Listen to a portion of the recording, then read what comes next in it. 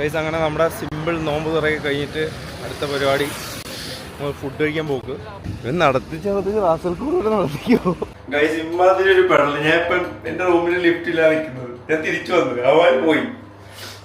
ഇമ്മാതിരി ഒരു സങ്കടം ഇപ്പൊ തിരിച്ചു കിട്ടി. വേറെ വഴിയില്ലായിരുന്നു. അവസാനം അവിടെ പോയിട്ട് ഇമാരെ കാണാനില്ല. നേരെ അവിടെ കുടുങ്ങി. ഞാൻ ആ കാറിൻ്റെ ഇടയിൽ ഫുള്ള് പെട്ടുപോയിട്ട് അവിടെ ഫുള്ള് നടന്നു. എങ്ങോട്ടാ പോകേണ്ടതെന്ന് പറഞ്ഞു. അവിടെ ഫുള്ള് നോക്കി. ഞാൻ ആകെ ടയർഡായി. പിന്നെ വിചാരിച്ചു എൻ്റെ ഫോണില്ല. അതായിരുന്നു പറ്റിയ. ഫോൺ ഇത്രയും ഒരു ഇമ്പോർട്ടൻ്റ് ഒരു സാധനമാണെന്ന് ഇന്ന് ഞാൻ മനസ്സിലാക്കി. ഞാൻ കുറച്ച് സമാധാനത്തോടെ നിൽക്കാൻ അതുകൊണ്ട് ഫോൺ എടുത്തില്ല. ഫോൺ അവിടെ ഇട്ടിട്ട് പോയത്. സംഭവം ഇത്രയും വള്ളിയാവുമെന്ന് ഞാൻ പ്രതീക്ഷിച്ചില്ല.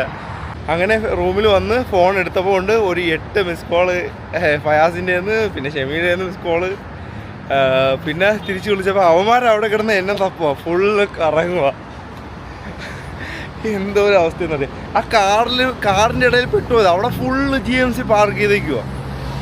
ഇപ്പം അവർ അവസാനം വിളിച്ചിട്ട് പറഞ്ഞു അവർ പോയിട്ടില്ല. അവരിപ്പോഴും ഞാൻ ചോദിച്ചു നിങ്ങൾ റാസൽഖോർ എത്തിയോ, കഴിക്കുവാണോ?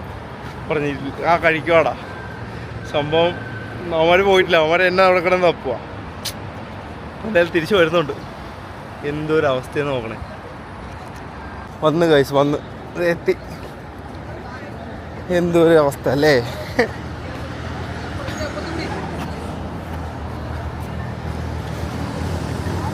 എടാ ഇത് തുറയടാ.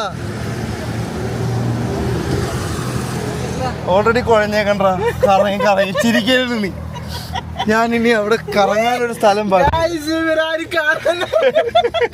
അയ്യോ അല്ല എന്തിനാണ് ഞാൻ ആകെ ഡെസ്പായില്ലേ. പാളിയതാ GMC. ഒരിക്കലും ഞാൻ ആ വണ്ടികൾ ഇനി മറക്കൂല. അതിന്റെ വീഡിയോ എടുത്തുണ്ടാവൂലേ? ഇല്ല ആ GMCയുടെ ഇടയിൽ കൂടെ സത്യം ഇങ്ങനെ പോവായിരുന്നു. അപ്പോഴത്തേക്ക് നീ ഫോൺ വിളിച്ച് ഫയസിന്റെ കൂടെ പോകാനുണ്ട്. പിന്നെ ഞങ്ങളെ കാണാനില്ല. ഞാൻ ആ മറ്റേ ലഫേല് അവിടെ ഇവിടെ എല്ലാം കയറി നോക്കി. എന്താ വണ്ടി ഇപ്പൊ വണ്ടി അനങ്ങുന്നില്ലേ? ഫയസ് സുഖമാണോ? വണ്ടി കൊള്ളാണോ? സൂപ്പർ. മേടിച്ചോ നമ്മള്?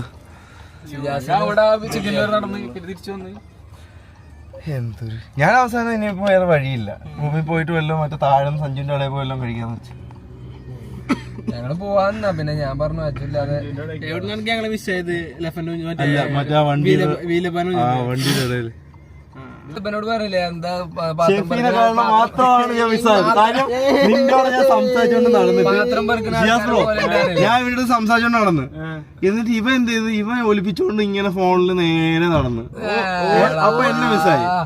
ഞാൻ കൊടുക്കാൻ വേണ്ടി പോയതാണ്. ഒരു തുള്ളി അന്തമാണ്ട് എനിക്ക്. ഇവിടെ ഫോണില്ലല്ലോ. പോനില്ലാറുണ്ട്. ഞങ്ങൾ എന്താ ഇവിടെ മറ്റേ സ്പീഡ് ബോട്ട്. നിങ്ങൾ അവിടെ നിന്ന് എങ്ങോട്ടാ പോയത്? ഇപ്പുറത്ത് പോയാ ലെവാണ്ട് അങ്ങോട്ട് പോയാ? മറ്റേ അവിടെ റെസ്റ്റോറന്റ്, തുർക്കി റെസ്റ്റോറന്റ് അല്ലേ, അതിന്റെ ഉള്ളിൽ സംസാരിട്ടോ.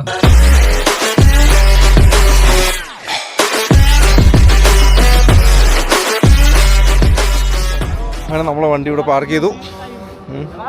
ഈ വണ്ടി എത്രയാ? സെയിം പ്രൈസ് അല്ലേ?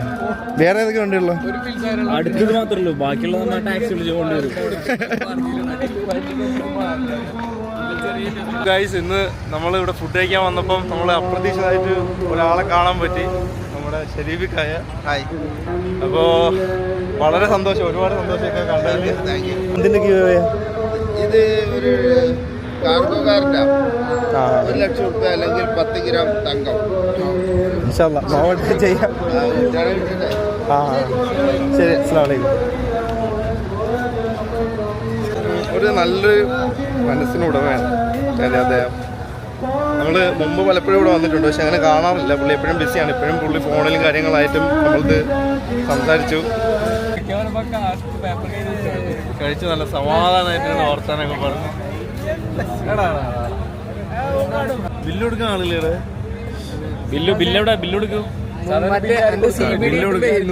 ഇവന്റെ ക്രെഡിറ്റ് കാർഡ് 700 ഒരു കാർഡ് കിട്ടുമ്പോ 700 കിട്ടി. ഇത്രയും കഴിച്ചിട്ട് വെറും 157 തരം. അതെ, എന്റെ അടുത്ത് ഷെമി എടുത്തത് ഞാൻ പറഞ്ഞു. ഇത്രയും പെട്ടെന്ന് വണ്ടി കയറുക പോവുക, അല്ലെന്നുണ്ടെങ്കിൽ പൈസ പോയിക്കൊണ്ടിരിക്കും. ഇനി ഒരു നിമിഷം അവിടെ നിൽക്കണ്ട ബ്രോ.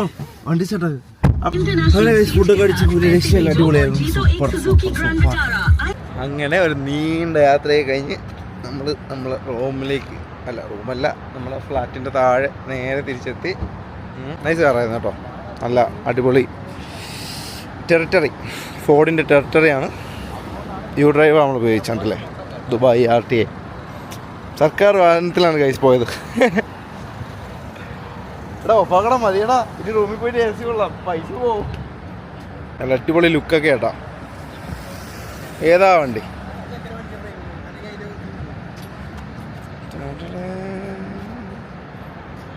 പെട്ടെന്ന് ഡോർ അടച്ചോ, അല്ലെങ്കിൽ പൈസ പോകും.